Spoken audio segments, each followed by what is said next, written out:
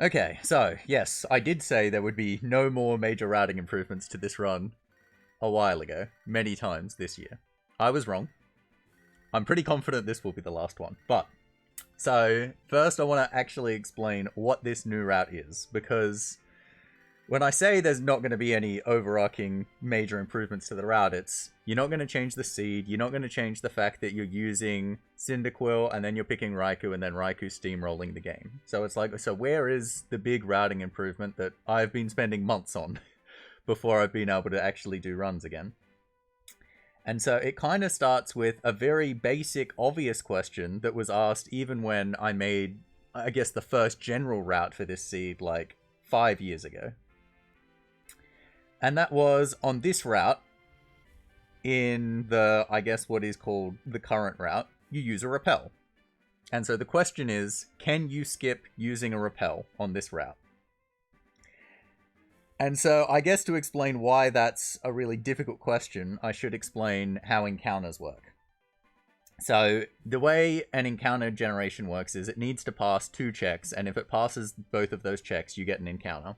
And so what you can see on the screen in the bottom screen over here is a Lua script that we use when routing that really helps you route out encounters. And so if you enter the grass, the way it advances is from top left to the right, and then it goes to the next row for like the next RNG call.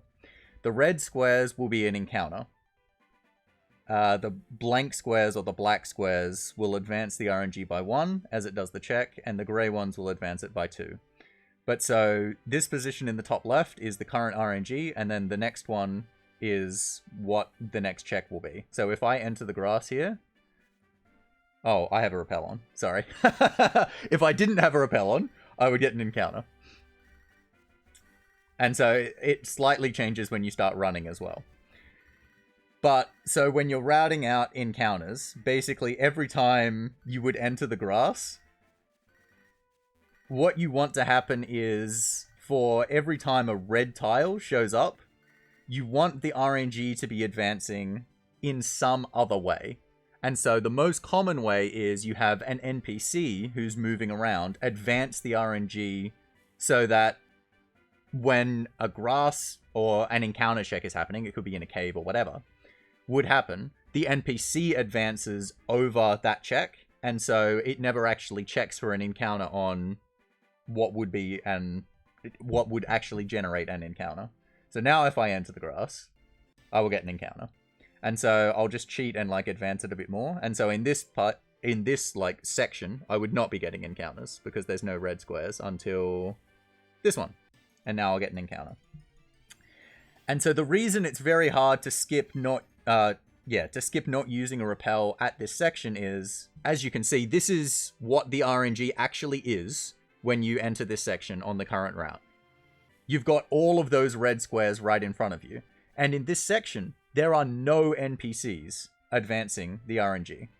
Like, as you can tell. So this number here, 1686, that's what the current RNG frame is, right? And it's static. Like, it is not moving at all. If I go to a different section of the map, let's go to, like...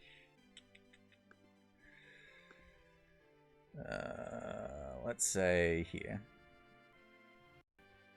If I go to here, if you have a look at this guy, like above me, moving around NPC, and when he's moving, that number is advancing too, right?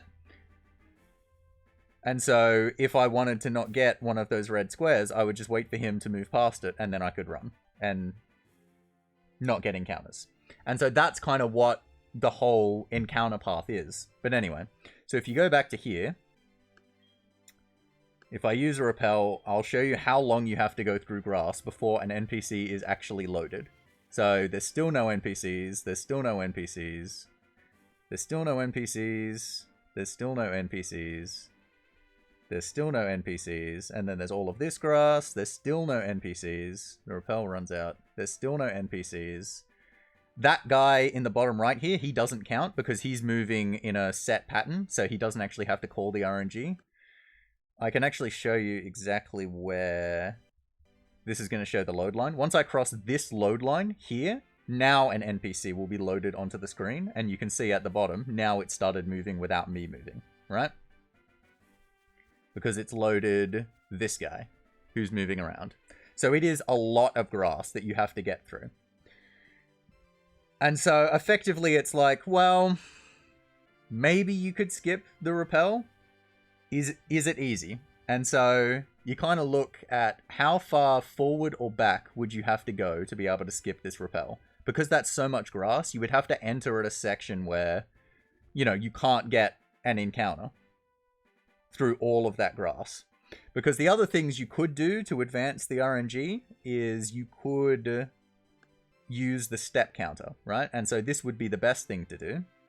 So the step counter is here, right? This says 106. It actually normally would say about 6 because I ran 100 steps to get rid of that Repel. Like, that step counter is actually really, really low. But so when that hits 128, if you have a look here, it will advance, it'll reset back to 0 and it'll advance the RNG here by, it'll be 2. So the reason it advanced the RNG by 2 is because I have 2 Pokemon in my party. I've got the Egg and Cyndaquil. And so that happens every 128 steps. It advances the RNG by the amount of Pokemon in your party. So the problem with it is, in this case, the step counter starts at basically, I think it's 7 if you get here with the route I've been using. And so by the time you actually get through all of this grass, the step counter hasn't actually advanced, so you don't get to use it. But even then, it would only skip 1 encounter, because you can't just run around for 128 steps to get it to skip another encounter. That's way too slow. It has to happen incidentally, or in a way that it's just you're running through the grass, and right when that encounter shows up is when the step counter rolls over. But so I looked at it and it's like, there are so many encounters here. Look at this. There are just so many reds. And so even if you pulled back, there are still so many reds. There's no way you can skip this encounter. Realistically, unless you entered about here. So there's another one there that's undodgeable with the walk. But so if you entered right after that at 1634, then it's like, well, maybe you could get all the way through here. And so this was in about 2018 when I was making this original route. I was like, nah, I'm just going to use the Repel, right? You'd have to walk that one to not get that encounter. And then I think it's, you almost make it through here, but then when you load the last NPC, I think you have to walk like the last one. But anyway, so in 2022, I routed the any percent route. So this is glitchless, right? That I'm looking at right here. I rerouted any percent. And in any percent, I actually managed to skip this Repel. And I managed to enter at exactly what I showed you. I managed to enter this route at 1634. Exactly. In order to skip the Repel. And so, if I'm able to enter this at 1634 in any percent, surely I should be able to enter it at 1634 in glitchless. Not really. So the reason I was able to enter at 1634 in any percent is because if I go to Sprout Tower, here we are. Sprout Tower is another place where there are no moving NPCs, and so you have to do everything by yourself. And so you'll notice very soon, coming up here at the top floor of Sprout Tower, is 2 reds right next to each other that are undodgeables, right? And so in any percent, this is dodged by, you'll notice the step counter is actually pretty close to rolling over as well. And so it's dodged with the step counter. The reason this works in any percent but does not work in glitchless is because in any percent, you have 2 Pokemon at this stage. But in glitchless, you only have 1. You just have Cyndaquil. But in any percent, you have Cyndaquil and Sentret. The reason you have a Sentret in any percent is because in any percent you catch the Sentret to teach it Surf, because you need Surf to beat the game. In glitchless you use Dratini for Surf. The reason Dratini is useful in glitchless but not in any percent is because you go to Voltorb Flip in order to get Dratini, Abra, and Thunderbolt in glitchless. But in any percent, Abra is basically worthless because you don't need to teleport after Whitney to get back to Violet, because in any percent you can glitch to not have to fight any trainers between that section anyway. Thunderbolt is also less useful in any percent because you fight less trainers, so it gets less use, and Thunder is better in any percent because you're so far under-leveled that it's worth doing RNG manipulation for blue and red, and because you're doing RNG manipulation for blue and red, Thunder has more power, and because you're going to be hitting because you're manipping the fights, it actually ends up being more useful than Thunderbolt. However, it does allow you to skip this encounter, and because you can skip this encounter without doing anything else in any percent, the RNG frame is lower, so you can make it to that route at 1634. The way you skip this encounter in glitchless is, and if you've watched any of my runs you would know this, you talk to Cyndaquil. Because talking to Cyndaquil also advances the RNG. It's basically the last option you have if nothing else works. And it's the only thing you can do in this scenario. So based on these explanations, you might be thinking one of two things. Either the new route involves catching a Pokemon so you can skip this encounter, or perhaps, if you go back here, maybe it involves talking to Cyndaquil to skip over these encounters. Both of those ideas would be wrong. The reason both of those ideas are wrong are they are too slow. If you have to catch another Pokemon, that's way too slow to actually work. The overarching route for any percent in glitchless is far more important, and talking to Cyndaquil itself is also too slow. Skipping using the Repel only saves a small amount of time. It's just opening the bag, using the Repel, and then going out of the bag. That's all it's trying to save, right? If you have to constantly talk to Cyndaquil, you're not saving that time. Not only that, but talking to Cyndaquil actually advances the RNG by different amounts depending on how much health Cyndaquil has. And Cyndaquil has a variable amount of health at this point in the run. So it's really, really annoying to actually work with.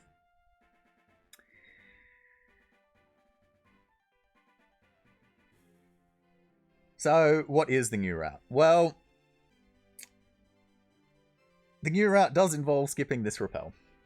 But the way it works is by redoing basically everything. So, while I had the idea of skipping this Repel, right? The other thing is,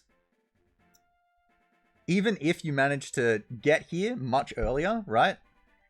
Say you get here like, what is it? About 50 earlier to get to 1634. You're going to lose a lot of that time as well later on because you have to advance the RNG to specific points at specific points of the run. And so one of those is at Mikey, right? So you have to get Pokerus at Mikey. And so you have to be... so Mikey is... Let me just find these save states. Mikey.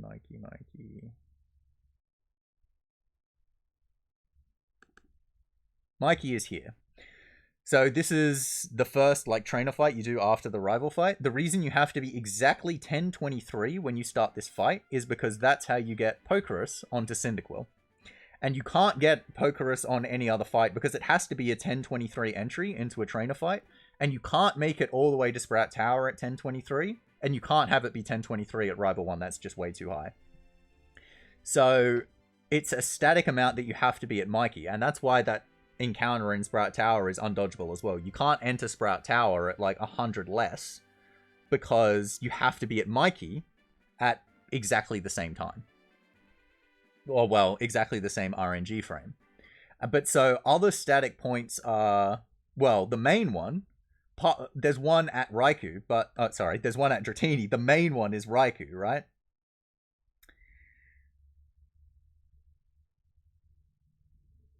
Because you have to get the same Raikou every time. And so if you don't get the same Raikou, the run just does not work.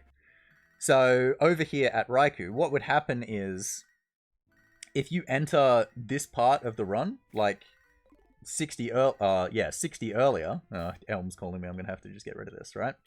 The way the RNG minute works at Raikou is you check what the RNG is by loading up the radio and checking what the radio says. And then if you've mapped out every single possible RNG, you can go, okay, Ursaring at Mount Silver Cave, Ursaring, whether you see them from above or below, you'll feel so hopeful.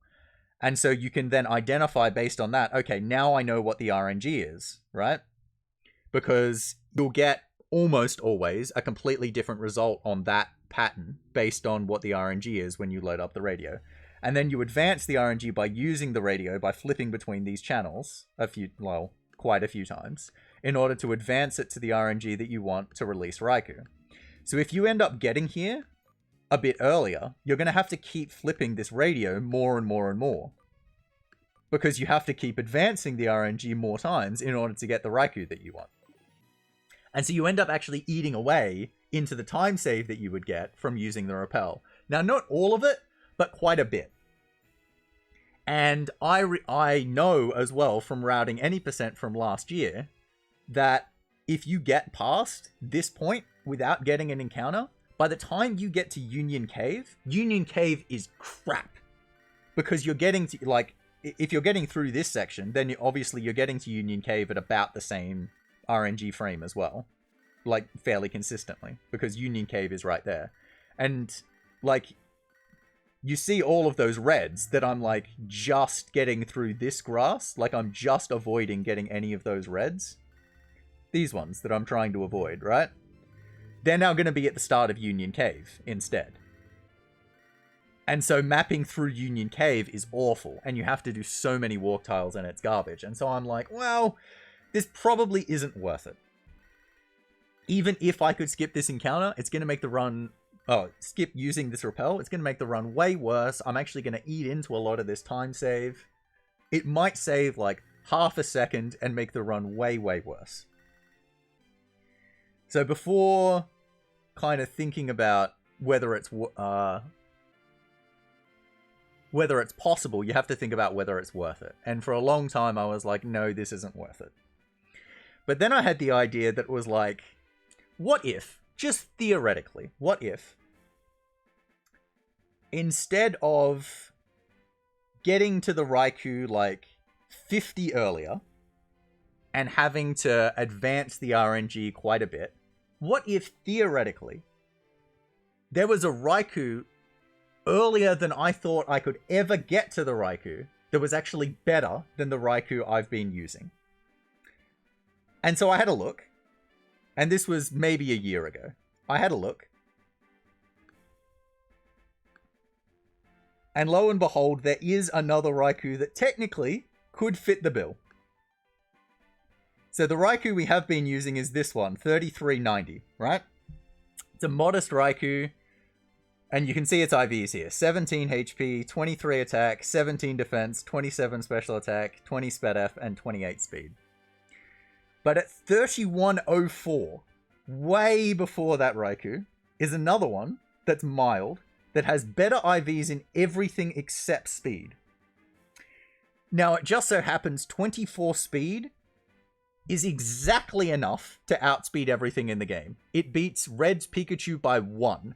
If your speed IV is 23, it's a speed tie. So the speed is fine. The only thing about this Raikou that's worse is defense, because the nature is mild instead of modest. Mild being minus defense and modest being minus attack. Everything else is better. The health is better, the sped F is better, the attack is much better, and the special attack is very slightly better. So, thinking about this, I was like, well, if I could do this and it gave me a better Raikou, I would suddenly consider this actually worth doing. So, now it's about thinking, oh, the ability is different, doesn't matter. Because that's just, it's got pressure. Ability being 0 or 1 only matters if the Pokemon has 2 different abilities. Doesn't matter. Is this Raikou actually better? Because even if the IVs are better, that doesn't necessarily mean in practice it's better. So then I went about going through the route and thinking about, does this route actually work better with what I am now calling Raikou Zero than Raikou 1? And the reason I call this one Raikou 1 is because there used to be a backup Raikou we would use after this that I would call Raikou 2. So now I'm calling this one, the 3104, that's Raikou 0, right? And so going through the route, let's first talk about the offenses. So attack and special attack are better. And so obviously Raikou uses more special attacks than it does attacks. And so you would love if the special attack mattered. It doesn't. Really at all. The key kind of damage ranges, those being Jasmine's Steelix, Bruno's Marchamp, and the fossils on Brock, Kabutops, and Omastar, they are all the same, even with that one extra IV. All works the same. The stat actually goes up on, I forget which ones, but it doesn't actually change the range. They're all the same. The one it matters for the most, actually, is Lance's Dragonite is guaranteed to die to Discharge. Now, normally you use Thunderbolt because Discharge is a 15 and 16 range, but Discharge always kills with that extra IV, which means if you have to risk Discharge because you miss Thunderbolts on Umbreon because it's using Double Team, you can always kill with Discharge, so it gets rid of that risk. And Discharge has less text, so that saves a guaranteed 0.2 seconds. Huge. The only other thing that it does help with is on blue. If you do any of the risky blue alternatives, so God Blue, Super Saiyan Blue, or Forbidden Blue, you have a better chance of killing Rhydon. Because normally when you do blue, you set up everything on Exeggutor, and you go to +3 special, and then you just kill everything. But on any of the risky alternatives, you generally only go to +2, or occasionally nothing. You go to 0, and you just hope to crit Rhydon. And it changes that range from 14 in 16 to 15 in 16. So it does help there too. On the attack side, you might think attack is actually useless, but Raikou does use Spark and Strength for quite a while. You don't use them on anything that it won't kill, though, because you've got better moves than Spark and Strength. That being said, with more attack, there are more Pokemon that those moves can kill. And so you actually save a tiny bit of time on text as well, because there are a few Pokemon that Raikou Zero can kill with Spark that Raikou 1 cannot, and had to use Thunderbolt. So all in all, with those extra attack and special attack IVs, you can save about 0.5 seconds. Huge. So the main thing is actually the defenses. So Raikou Zero had better health, better special defense, but much worse defense. And so throughout the game, Raikou is steamrolling so much throughout the game that it's not getting hit by too much. But most of the things it is getting hit by are physical attackers, especially at the start of the run. So that's random quick attacks or sucker punches, even Steelix hitting you with Iron Tail. And then the first kind of big one is in the Elite Four on Bruno's Marchamp. As I mentioned before, if you only get one X special out on Hitmontop, so it doesn't use Dig, killing this Marchamp is a range. And Raikou Zero will take way more damage from this Marchamp if you miss the range and it picks Cross Choke. Another one in the Elite Four is Lance's Gyarados. Always hits you because you always set up an X special there too. And so the fact you take more damage here means, like, any time you're taking more damage is more time loss because you're watching the HP bar scroll more. But kind of more importantly, obviously, is when it's going to kill you. And so the fact that you've got less defense means you're more likely to die to this Marchamp or in the Elite Four in general, or you'll have to use a full restore because, like, at this health, I would have to heal before Lance's Gyarados because Lance's Gyarados could kill me with Waterfall. But if I had better defense, it wouldn't be able to kill me with Waterfall, and I would be able to go in without healing. And having to use a full restore is actually quite a bit of time. That's like, I think it was like 15 seconds or something. That's quite a lot. The special defense, obviously being better, does help you kind of a bit in Kanto on the Pokemon you might have to set up on. So things like Misty's Golduck hits you with special. The Blossoms in Kanto hit you with special, but they're no chance of killing you. So that's just kind of cancelled out by the physical attacks you're getting hit by in Johto, the Sucker Punches and Steelix and whatever. The main one SpedF helps for is Blue, because you're usually setting up on Blue's Exeggutor. Now, the big thing here isn't just that he's hitting you with a ton of special attacks, because usually you're setting up so many X specials. The main thing is, Exeggutor is a damage range to kill you at full if he crits with Leaf Storm. And so it's actually about safety in this case. Raikou 1 has a 12 in 16 chance of dying to a critical Leaf Storm.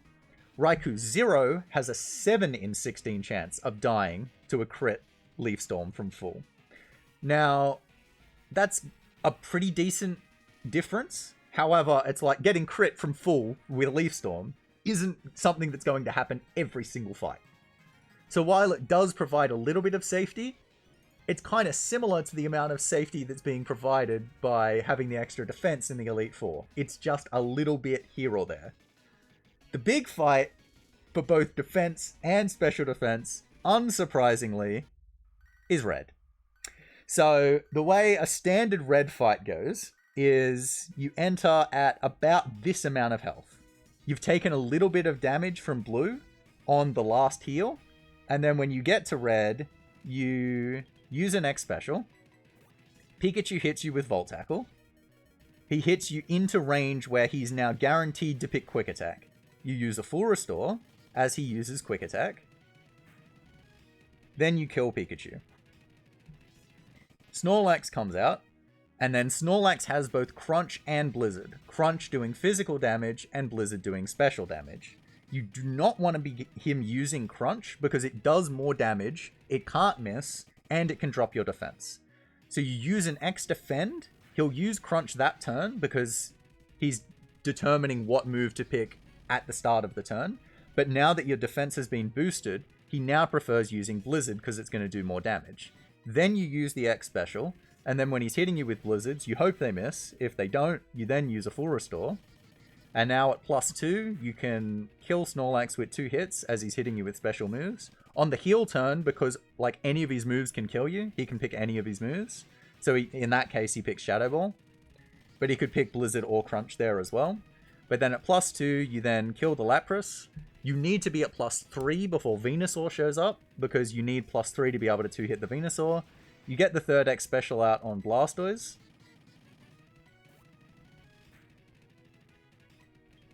And then you have to heal to being hit once by Blastoise, and then you can kill Venusaur. Now, at the start of the fight, I was getting hit by Volt Tackle, Quick Attack, and Crunch. And then after that, I'm getting hit... Those are all physical moves. And then after that, I'm getting hit by Blizzard and Focus Blast, and then Venusaur hits me with Sludge Bomb, which are all special moves. So I'm getting hit by both, and I'm getting hit quite a lot in this fight. So first, let's talk about the good things. The good things of having more special defense, right? In this situation here, this is with Raikou 1, the one that's got lower special defense, the main one that I've been using for 5 years, right? I'm actually a chance of dying right now to Venusaur, because I just took 94 damage from Blastoise, which is a really high roll. And Venusaur can do 123 with Sludge Bomb. So he could just kill me right now. But if I went back to Blastoise, I would just... He just did that in one hit, right? So if I just heal, he could then just hit me and do as much damage over and over again. So you're just going to be taking this risk and hoping he doesn't kill you. The chance of Blastoise... One hit from Blastoise and one hit from Venusaur killing you on Raikou 1 is 15.23%, assuming he hits. Now, he's using Blizzard or Focus Blast, so of course that could miss and then you're just fine and dandy. Everything's great. But if he doesn't, 15% is actually pretty significant that you could just die to a range. For reference, Raikou Zero has 0% chance of dying to a hit from Blastoise and Venusaur. That is massive safety. Massive, massive safety. Not only that, but Raikou Zero has such a big increase to its special defense that it can actually live even if Venusaur poisons you with Sludge Bomb. Raikou 1 would always die even with a min roll from Blastoise and Venusaur, but Raikou Zero, it's not a huge chance, but it's got about a 17.6% chance of living if Venusaur poisons you after being hit by Blastoise and Venusaur. That's a hell of a lot more than 0. The main one obviously is just getting hit by the range. That's huge, huge safety. So at this point you're thinking, well, Raikou Zero is looking great. The thing is, you're not always guaranteed to just enter the fight at this amount of health. You could be way lower, and if you're lower and you're going to die to Pikachu, you want to heal to full. Now, if you're healing to full, he's not going to hit you to quick attack range, right? But the idea is, this is now with Raikou Zero, that you would just use the X defend on Snorlax and then just heal on the Snorlax, right? Now, the problem is, because Raikou Zero has way less defense, this Volt Tackle does way more. And so in this position here that I'm in with Raikou Zero at 70 health, I'm fucked. The reason I'm fucked is if I kill Pikachu now and Snorlax comes out, right? He can kill me with both Crunch and Blizzard. So if I were to use an X Defend and he just picks Blizzard, I'm dead. It's over. And so I would have to heal. And this kind of makes the fight way, way worse. Because if I heal, he picks Crunch and like I get a Death Drop or whatever. Even if he doesn't, the fight's way, way worse. But if he goes Crunch and Death Drop, it's just over, right? It's just so over. And so Jimmy brings up a great point, right? You might be thinking, well, why not just X Defend on Pikachu, right? Why are you so determined to X Defend on Snorlax? And so this is what happens if you X Defend on Pikachu, right? X Defend, X Special, Full Restore.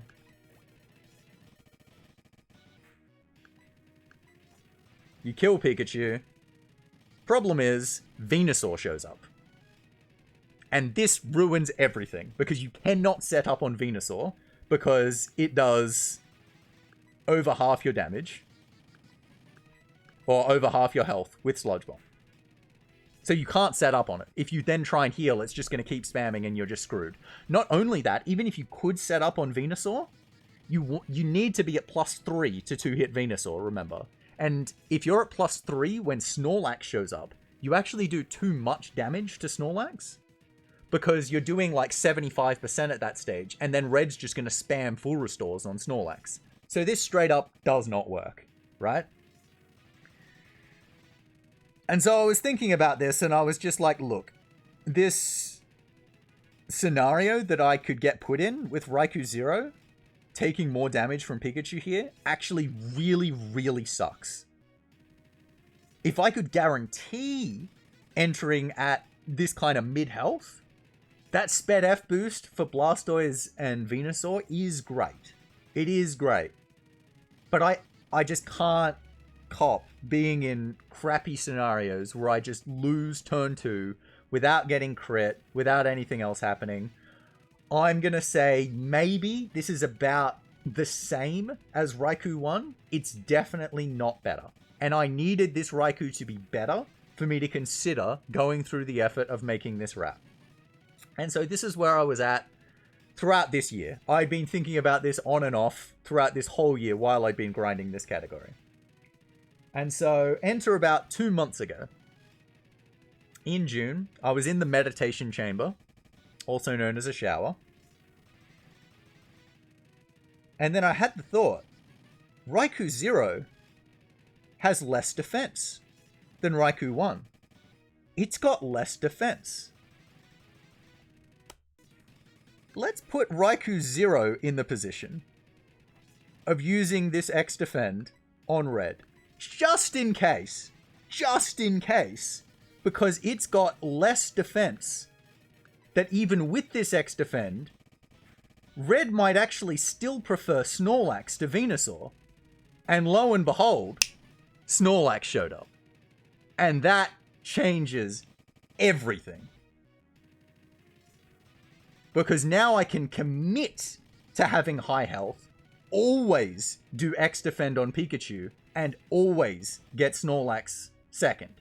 And not only does that make Blastoise plus Venusaur safer, it makes Snorlax safer too. Because I've already got the X Defend. So Snorlax is never picking Crunch, and I'm never going into it with low health. So I am always X Special, he's just going Blizzard. Even if it hits, I don't have to heal. Thunderbolt, GG, even if I get another Blizzard, Snorlax is dead. It's fucking over. And then I'm making it to Blastoise. Blastoise plus Venusaur has way less chance of killing me. This is so much fucking better for Red. Okay, now I've determined this is fucking worth it. If I can make this happen, this is absolutely worth it. The theoretical is done. If it's worth it, this should be done. Now I've got to go back to, is it possible?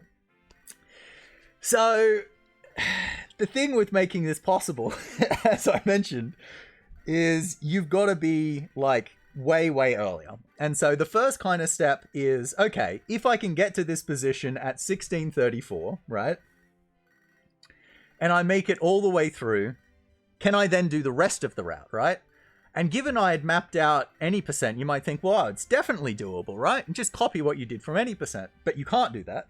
The reason you can't do that is any percent does a glitch in Azalea that enters Slowpoke well earlier. So it ends up being way earlier by the time everything after Azalea happens. So let's go into Ilex Forest after Azalea. I know Union Cave is doable. It's going to be crap, but it's doable. So Ilex Forest is another place where there are no moving NPCs for a long, long, long time. The thing is, Ilex Forest has a much lower encounter rate. You can see, even just looking at this chart, there's only one encounter all the way down here. This is what you normally enter at, right? Now, I wanted to be here quite a bit lower. So if we enter, or we move the RNG back quite a bit lower, here come some encounters. Now, if I walk, 2 of those will go away, but this one will not. This one is absolutely undodgeable. And remember, I wanted to enter about 100 less at Raikou. Not 60, I want it to be like 100 less. So this dude is going to be undodgeable. Luckily, it's only 1. So I can dodge it with the step counter. But if you have a look at my step counter, it's 117. Like, it's about to roll over. And so I would need this, for that to happen, I would need to enter it, let's say about, I think it would be about here. Let's just see. If I play this out. No, it needs to be about here. So that when that encounter is about to show up, the step counter will push it over, and then I won't actually get that encounter. And then I can just walk past the rest. So it needed to be, it was something like 86? No, that's too far. Let's do 83. Yeah, 83. There you go. And that would get rid of it. And then I could get through Ilex Forest. That would work. But the problem is, if I enter at 2183, I played it up to Raikou. I can't make it to Raikou Zero. I need to be less than that at Ilex. In fact, I needed to be about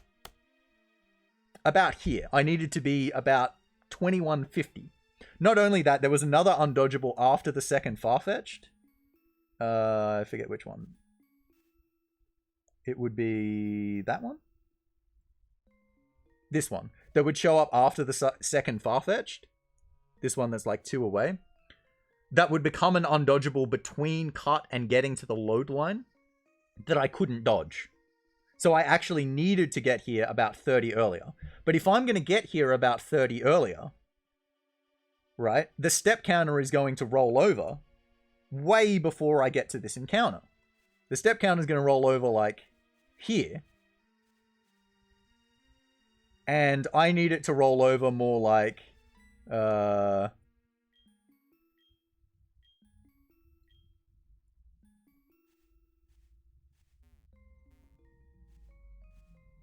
here. Right?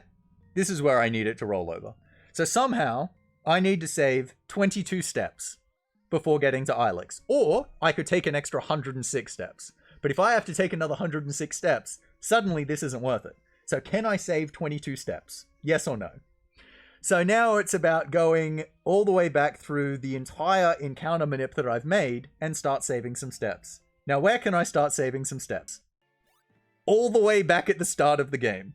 The first movement that you make when doing RNG manip in this category is you have to wait a bit and then enter back into your house, right? And so the way that you do this is you move 2 tiles to the left, 2 tiles to the right, and then you go back into your house. And the RNG moves to 18. You could, technically, not take those 4 steps and just time going back into your house and still have the RNG be at 18. That would save 4 steps. That would be the first steps that you could save in this run.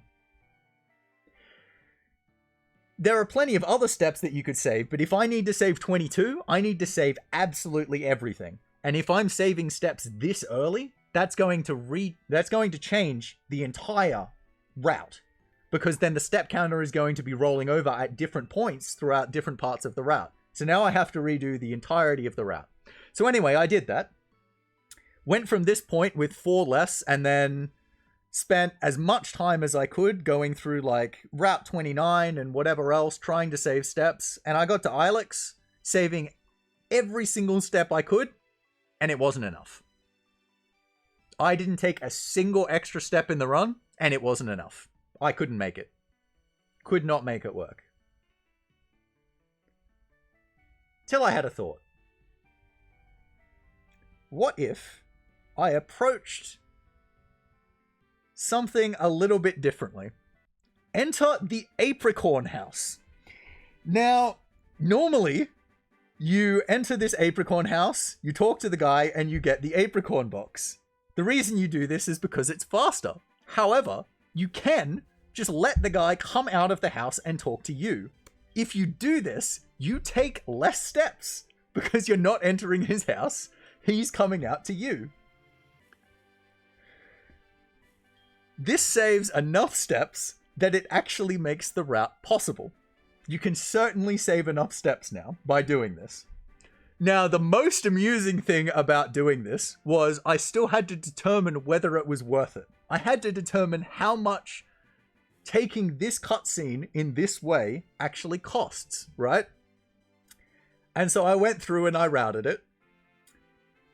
And it turns out that this route, approaching the Apricorn house this way is slower on emulator, but not on console. Because it's not taking a load screen, which is faster on emulator by a significant amount. This has actually been faster the whole fucking time. Now, it's been faster by such a small fucking amount. It's by 0.15 seconds, assuming you have perfect mashing. Which, because there's more text by doing it this way, right? And you're probably not going to have perfect mashing. So it's almost always going to be basically identical, right? Because you're going to lose those 0.15 seconds by having to mash through more text. But I do find it very fucking amusing altogether. Anyway. But so now that I determined, okay, it's actually fucking possible. Now let's do it. And so now that I was doing this, not only did I want to be saving as much steps as possible, I wanted to go through everything with a fine-tooth comb in order to reduce everything that I could. And so you remember how I was talking about talking to Cyndaquil and all of this other thing. I managed to find routes that could skip talking to Cyndaquil the first time.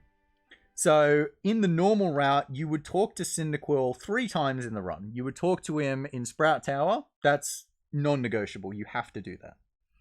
You would also talk to Cyndaquil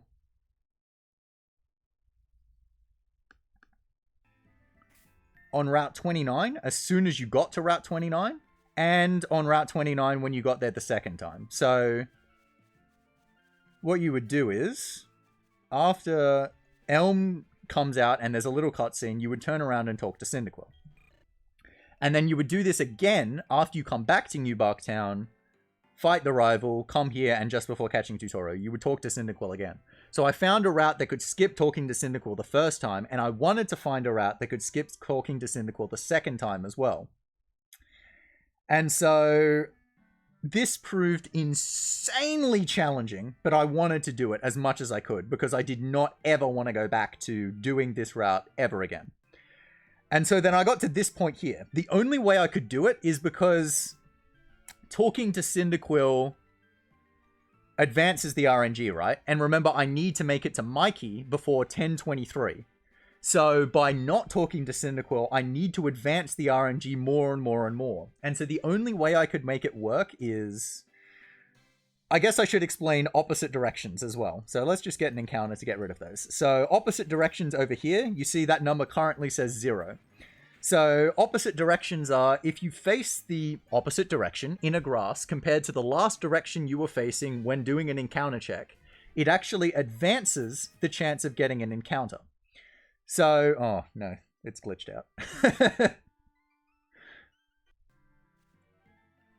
But so, like, you see how when I start walking, how some of those encounters go away and they become blank? That's because the encounter rate is going down. And so if I enter the grass and I start doing some more opposite directions, you'll see it becomes more and more and more encounters happen. Because when you start doing opposite directions, and now it always is passing the first check, so then there's no blanks anymore. It's increasing the chance that you get an encounter. So, not only does it increase the chance that you're getting an encounter, it also increases the amount of times the RNG will advance by 2 instead of 1. So, if you can make it through a higher encounter rate through the grass by doing more opposite directions, you can actually increase the amount the RNG will advance. And so the only way I could get the RNG to advance by enough by the time I get to Mikey, especially remember, I do not want to be taking extra steps. So I don't want to be wasting time either by taking steps through the grass or not in grass and having the NPCs advance the RNG. I want it to be happening naturally and quickly, was to advance the RNG by taking opposite directions through the grass.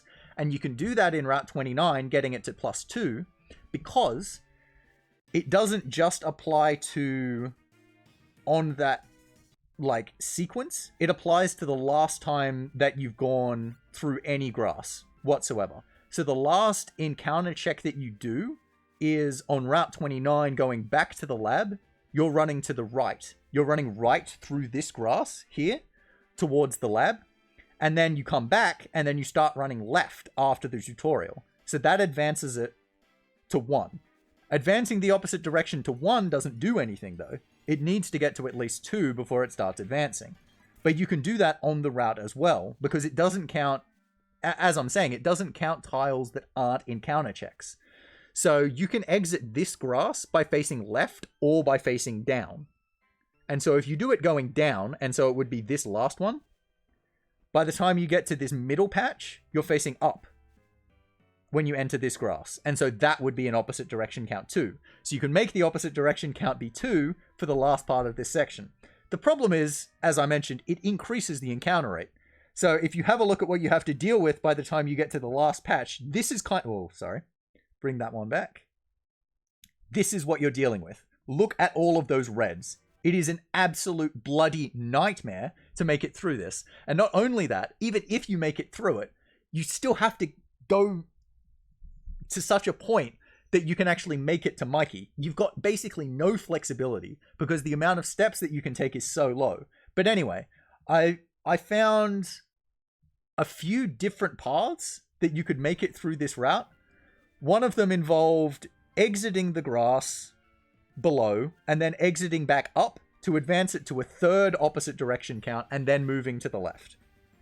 I found another one that involved doing basically the same thing, but going up to the alcove above, over here, to the left. And so that would waste 2 tiles. And then I found one where the only way I could find one that didn't waste any tiles whatsoever. Oh, this one also had to do an extra 2 tiles afterwards as well. So it was basically still +4 too. So it was the same thing. The only way I could save only 2 tiles, which was none here and then 2 afterwards, was if I literally stopped and waited. And then waited for an NPC to advance and then start moving again. This is basically a nightmare situation that you never want to do because you can't buffer that input. Basically, the whole reason you can do any of these RNG manips is because all of the movement is buffered, right? It takes 16 frames while walking, 8 frames while running to do a tile. And so all you have to do is just keep in fluid movement and all of it's buffered. You do not want to be stopping. So I didn't do that. I instead mapped it out by doing the one where you would walk below and then you would walk above. And then I wasted no tiles from that point onwards. None. And it worked. I got through Ilex. It fucking worked. I made it all the way to routing up to Raikou. And this is what my step count was at Raikou. Now, you may not understand why I was so pissed when I got all the way to Raikou, with a step counter that says 126. The reason this sucks is because you release Raikou not here, but you release it over here. So the step counter is going to advance before I make it to Raikou. The reason this is bad is because it means there is less chance for me to get Raikou Zero. The reason that's the case is it's going to be advancing the RNG. And so if I could make it to this point, well, it'd be this point here, 2 tiles less, because I've got 5 Pokemon in my party. Oh no, I've got 4, sorry. 4 before Raikou. It ends up being, there's 5 different RNG frames that would work, that would actually get Raikou Zero. And that ends up actually being pivotally important because you can only just make it to Raikou Zero. The chance of getting Raikou Zero is way, way, way less if you do this. So after spending weeks routing this, I went all the way back to this point, and then I redid the manip with the section that does not take any extra steps. So now the route involves literally stopping mid-route. The nightmare scenario is fucking in.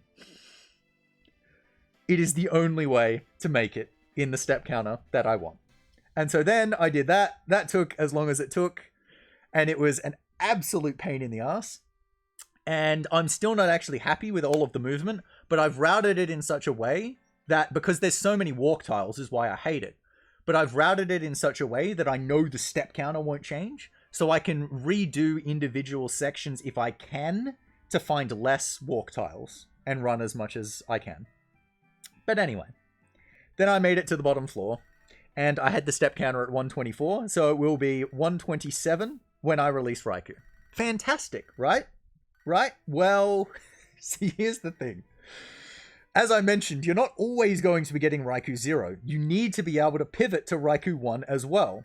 And so the problem with this is, right, with Raikou 1, that now means the step counter would roll over after you release Raikou. And that's fine for Raikou 0, but it's actually a train wreck for Raikou 1.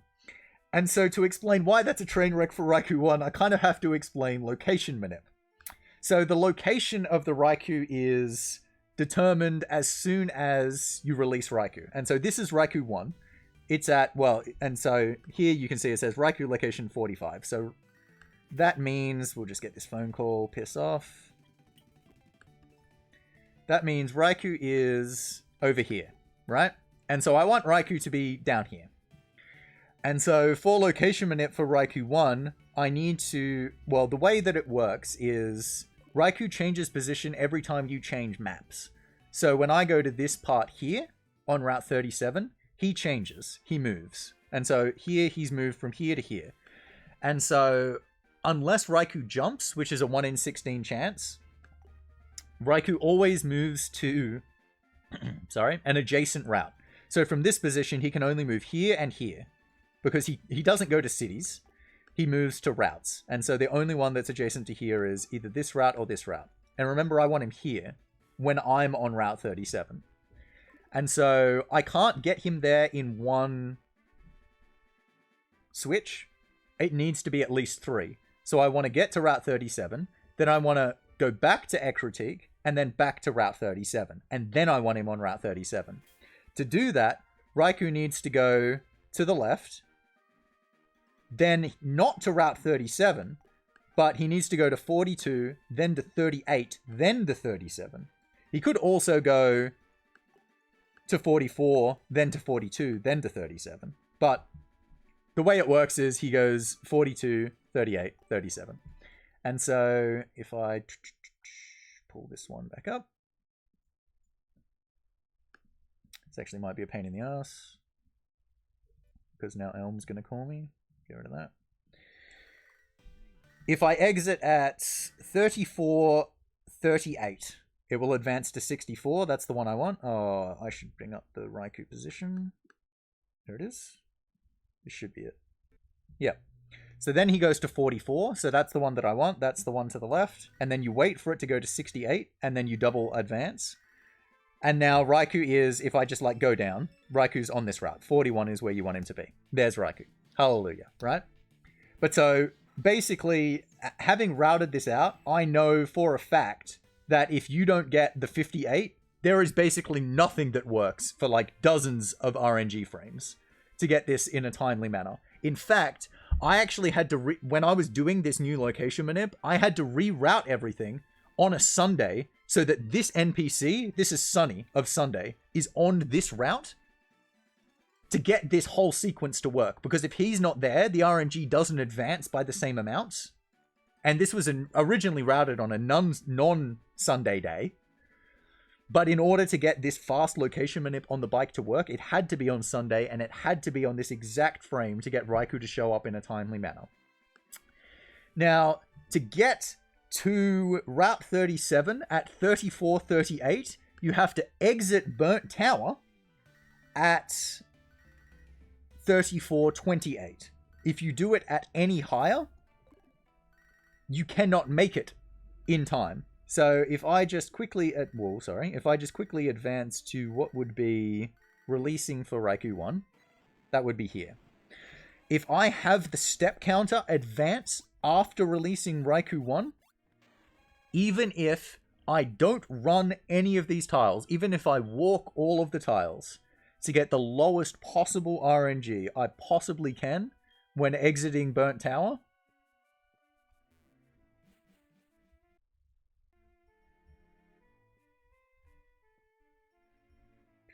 the suspense, it's 34:29. It does not work. So, what you have to do is, if you get an RNG frame that is going to give you Raikou 1, you simply have to advance the advance the step counter before releasing Raikou. So you just have to take an extra step. Seems easy enough. Just have the RNG advance, or have the step counter advance to 1 before you get to Raikou. And it does work. It works just fine. The problem is that changes how you do all of the radio manip. So not only did I have to learn new radio manip in order to make Raikou Zero work, but all of the radio manip I had learnt for Raikou 1 doesn't work anymore. I have to actually approach it in an entirely different manner. Then I had to create a location manip for Raikou Zero. Here's Raikou Zero. Now, Raikou Zero is in a totally different position. It is in 47, right? So 47 is... Go through this call again. 47 is all the bloody hell over here. Now, obviously, the ideal scenario would be to have Raikou jump all the way to 41. Just do that straight away. And so I checked every single RNG frame. Doesn't happen. But what does happen is Raikou can jump to 42, which is over here. Now, you can't... Having Raikou jump over here when you're over here does not help. But you could do the same kind of thing that I was doing before by going to Route 37. It doesn't matter where Raikou goes, but if you go to Ekritik and then he goes over there, if the next one would put him back on Route 37, then that would work perfectly. It would basically be the same thing, or as fast, and then Raikou might show up. It's kind of dependent on if you instant redo back into 37 after getting Raikou to jump over to left of Ekritik, he does come down. And he does, funnily enough. It just bloody works, right? So if we pull that back up, Zero.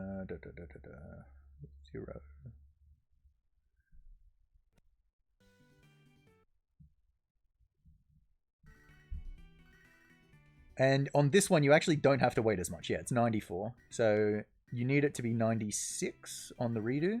Bang. Oh, no. I did it wrong there. There it is. 41, right? And so Raikou is on this route.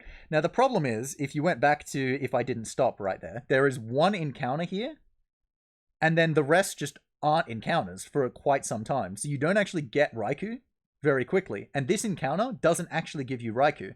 Because even if Raikou is on the route, it doesn't necessarily mean the encounter that you get will be Raikou, right? It can just be a regular encounter. And in this case, it's a Pidgey. The other thing is, now you can just avoid that by slapping on a Repel, because if you slap on a Repel, then all of the Pokemon that can show up are a lower level than you, except for Raikou, right? And so then you would just get Raikou. Now, the thing is, this is slow, though. You don't want to be doing this. But the thing is, even if you do it, you can get Entei. Now, why can you get Entei? Well, it just so happens that coincidentally, on this route, when you do the location manip in this way, both Raikou and Entei end up on the route that you're on. By absolute sheer coincidence.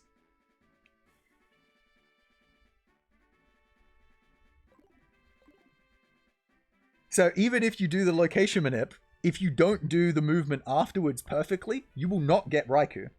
And you can't get Raikou without doing those opposite directions that I was talking about before. And the location manip in this case just ends up being a total pain in the bloody ass. Because doing opposite directions when you're running and it just being incidentally, like, prepared is one thing. But doing it while on the bike is kind of another matter altogether. So I'll try and show off how it looks when you do it correctly. So the way you... I'll do it step by step first. The way you have to do it is you walk into the grass, and then when you end up one below the sign, you then have to double back upwards, and that triggers the first opposite direction. Then after either one or two tiles, you have to double back backwards. And then when you get to not the bottom tile, but almost the bottom tile, depending on how many tiles you went up, you then have to go back upwards. So it's kind of like... No, that's too much. Up first. No. And so if you go too early, if you go on the sign, you get Entei straight away. So it has to be after the sign. Kind of like that. But that's not perfect. That will be Raikou. But it's on the third tile. Ideally, you want to do that. You want to double back one tile quicker so that you get Raikou at the top tile. Because if you don't get Raikou at the top tile, when you try and exit, because you've still got... Because Raikou isn't a... it isn't treated as an encounter. It's treated as a special encounter. You'll notice my encounter rate when I got Raikou there. See, that's perfect. Look at all of the squares. My encounter rate is still really high, even after I get Raikou. So there's just encounters absolutely everywhere. So if I have to take any tiles after Raikou, I'm going to get another encounter, which would make all of this not worth it anymore. See, I can just exit there, but if I have to, like, move one tile, I'm going to get an encounter. You can kind of do different things to mitigate that from happening. But anyway, that's what you have to do for location manip.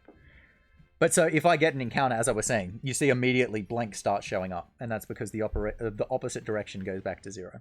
But anyway, so that proves it's possible. But how possible? Because as I've been mentioning quite a few times, right? It's really, really, really hard to actually make it in time for this Raikou Zero. Now, why is it hard to make it in time for the Raikou Zero? If you're doing RNG manip the whole time, right? Surely you should be at the same RNG frame. And you are.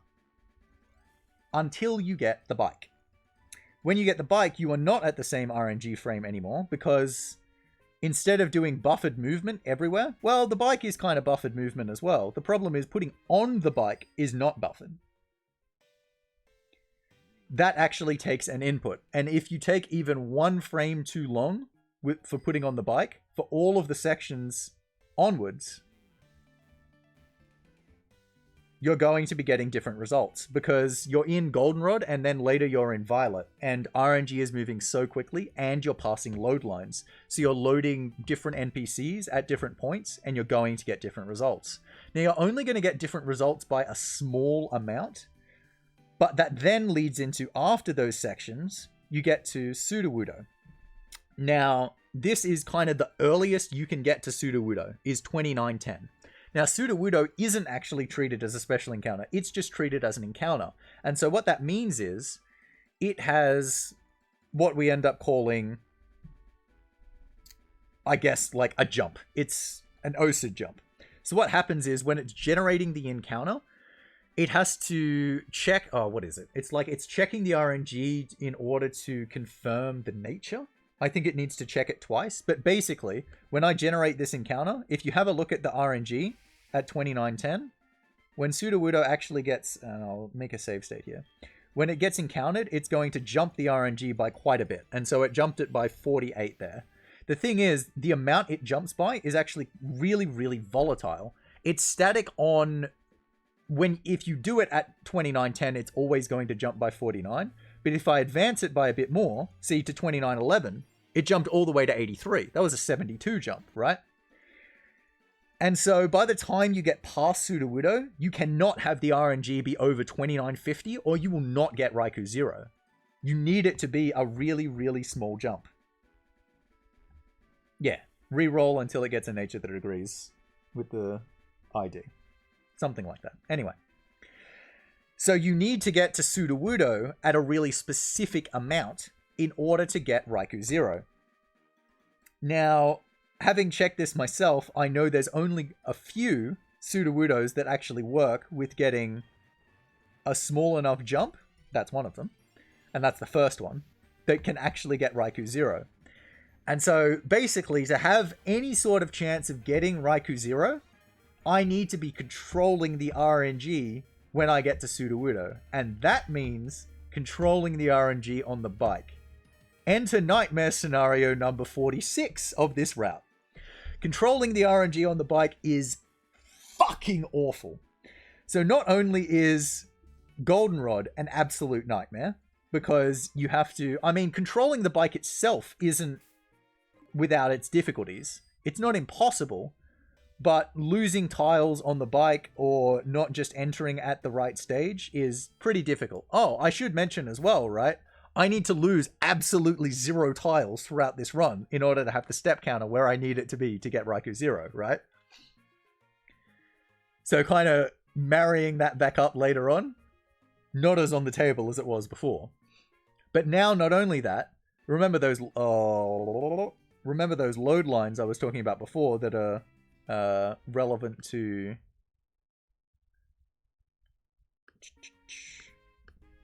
when NPCs are going to be loaded. I need to be crossing that load line and this load line at ideally the exact same time every single time.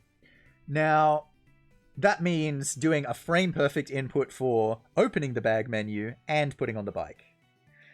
Pretty difficult to actually do that every single time. Not only is that very difficult, but the NPCs actually look the same. So you can't really look at the NPCs and go, oh, they've done something different and now I can actually readjust. What you can do is try and find clusters where even if you end up being on a different frame, you will still get a similar result.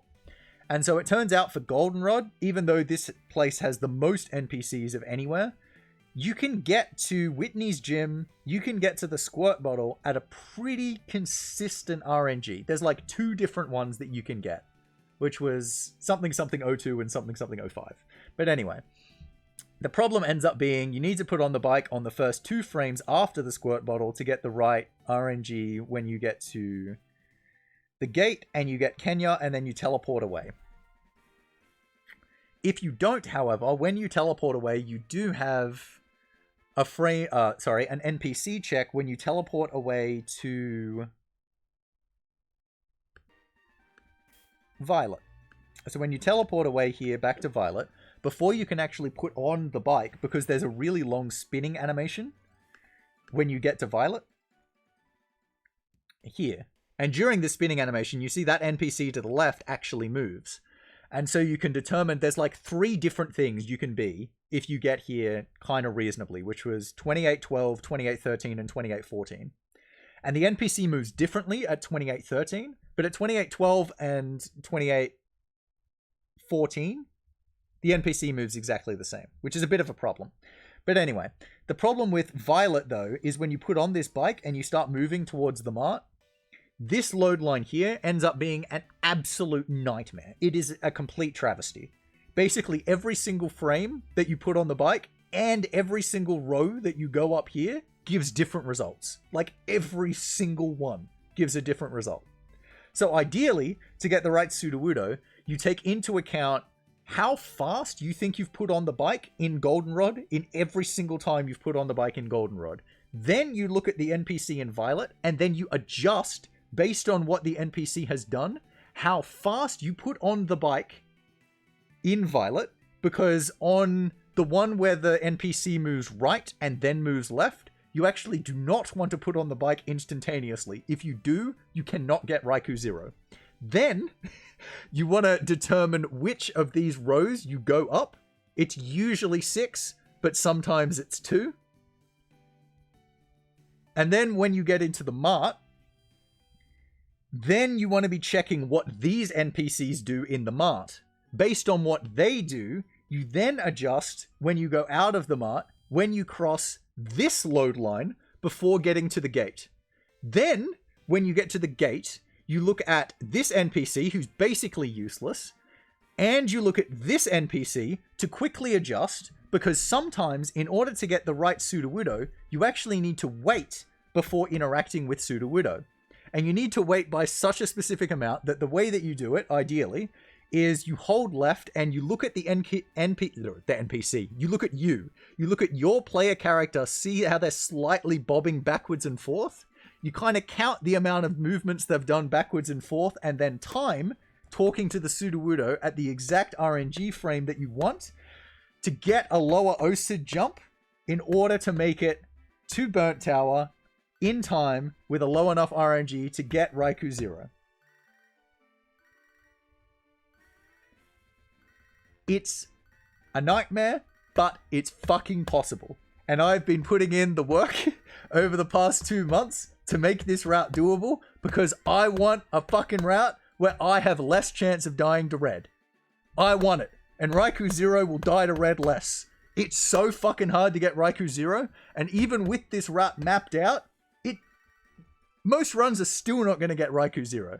But if they do, I will have less chance of dying to red. And it's fucking worth it. Not only all of this has had to be done, but everything else has had to be done as well. So things like Lightning Lighthouse, which is after getting Raikou, right? After doing the location manip and getting Raikou, I then have to get Pokerus onto Raikou. So then I have to do the movement after Raikou into the Kimono House, so that when I enter the Kimono House, I'm going to get Pokerus. And that's different for Raikou 1 now than what it used to be, because the step counter is different. And then Raikou Zero is obviously entirely different, because the entire RNG is different for Raikou Zero at that point. It's like 300 less. And remember, I showed you, you can get Raikou Zero on this tile, or the one 2 lower, and so you have to map it out for all of those. But then Lightning Lighthouse is controlling the RNG not just to the Kimono House, but then controlling it to when you get to Morty, and then when you get to Morty's Gate, and then when you get to the Safari Warden afterwards, and then controlling the spinners afterwards, so on the way down to Olivine and then in the Lighthouse. All of that is different. I had to redo all of that and make one for Raikou Zero and for Raikou 1. And then all of the step counter is different. Now, the other thing is, because this route is different, and because, more than anything else, because I'm not using that Repel, and because I'm not entering the Apricorn house. Remember I said this is faster on console, but not on emulator? The reason that's the case is because on console, there are so many lag frames when you go through a loading screen. So that means now, the lag frames for everything that I mapped out, for Rival 1, and for Faulkner, and for Whitney identification, they're screwed. They're not aligned anymore. So those hundreds of hours that I put in to make those work, they're all going to have to be redone. Rival 1 is going to have to be redone entirely, because I'm going to be getting to Rival 1 like 4 or 5 seconds faster.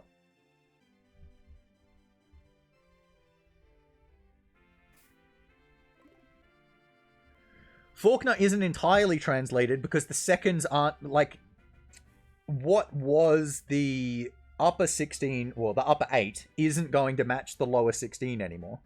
Like, that's the point with lag frames. Faulkner, you can potentially readjust. I actually don't know because I haven't done any runs by how many lag frames this is going to mess up.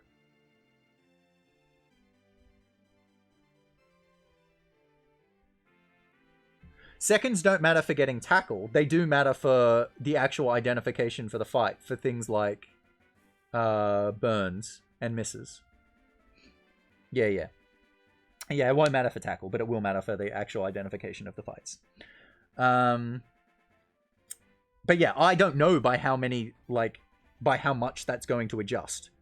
So I haven't been able to redo everything on Faulkner and Whitney because I will actually have to do runs, get up to Faulkner and Whitney, see what the results are, and then determine what the results mean, and then redo all of that manip. So even though I think I'm actually ready to do runs tomorrow, there's still hundreds of hours of this route that I'm now going to have to redo before I'm like, this is great. But I am going to start doing runs with this route, trying to hit Raikou Zero, I think tomorrow.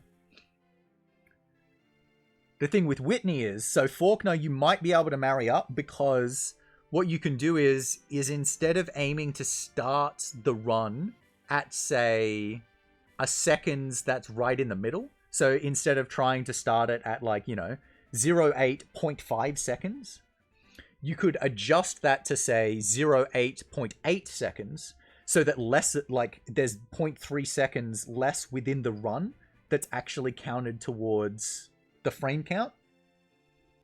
Because I'm assuming there's going to be a higher frame count because there's going to be less lag frames. So if it's within that 0.5 second boundary, it's potentially doable. But for Whitney, it's not just going to be the extra lag frames for entering the Apricorn house. It's also going to be for opening a menu and for using a Repel. And opening a menu, I already know, is quite a bit. Because I ended up missing a Whitney cluster just by doing one extra menu when I had to use a Paralyze Heal before Snubble. Oh, so the other thing is, because of this, I actually had to read... Well, so because I'm not using a Repel after Faulkner, I'm not buying Repels at all anymore. And I'm just buying Super Repels when I come back. Because then I save the time from buying the Repels as well. This means I obviously don't have Repels, and I have to use Super Repels. And so that kind of changes how you approach money. Because you have more money from not buying the Repels, you can just buy more Super Repels, and every place you would use Repels, you can use Super Repels anyway. And so this loses time in Kanto, because there's one place you want to use a regular Repel that you can't anymore, because the regular Repel would wear off in the power plant in Kanto when you're still running, but now it's going to wear off when you're on the bike, so you're going to have an extra wind-up. Small time loss, but time loss nonetheless. The other place that's annoying is you can't use a Repel going to Dragon's Den. You want to use a Super Repel with the escape rope at Dragon's Den, and so the way you do that is you use a Repel after Claire, and then the Repel wears off right at the end of Dragon's Den, and it works. Now you have to use a Super Repel mid-gym, which is way more annoying, but still doable. But the fact you have to keep using more Super Repels means you need more Super Repels, which means if you have to buy a revive to revive Quilava after Whitney, when you get to the mart in Violet, you don't have enough money because you don't want to buy Repels, and you don't have extra Repels from buying Repels the first time you're in Violet. And so that actually means you then have to buy max Repels instead in Goldenrod in order to make up the difference of Repels, and use Super Repels everywhere else. That's fine and kind of works, but does cost 4 seconds. But that's less time than it would cost to circumvent that scenario by doing other things like selling stuff. But what it does mean is if you don't die, you have more money in general. So you don't just buy extra Super Repels, because you don't need that many extra Super Repels. It means when you're in the mart, you can buy more Super Potions and Paralyze Heals. So you can buy a 7th Super Potion, and you can buy as much as 6 Paralyze Heals. You just have the money for it. Because to buy an 8th Super Potion, you would have to only buy 2 Paralyze Heals, and you would rather buy more than 2. And so you can buy... The fact that you can buy up to 6 means you should never run out. You probably shouldn't buy 6, because it's just like an extra input. There's no difference between 5 and 4, because if you buy 5, then it's only 2 down to get to 7 supers. But it does mean that the start of the run has more safety as well. because you have an extra super, so you're less chance of running out of supers, and you have more paralyze heals. You would have to be an absolute gremlin to get, like, paralyzed that many times by Kimono Jolteon, right? And run out of paralyze heals. Ha ha ha ha ha. Anyway. It works. There's still more to do. This is what the new route looks like. This is what it's all about. I hope I've explained everything in a way that when you look at this video, you'll be able to be like, okay, even if you don't understand everything, you kind of get the gist of it.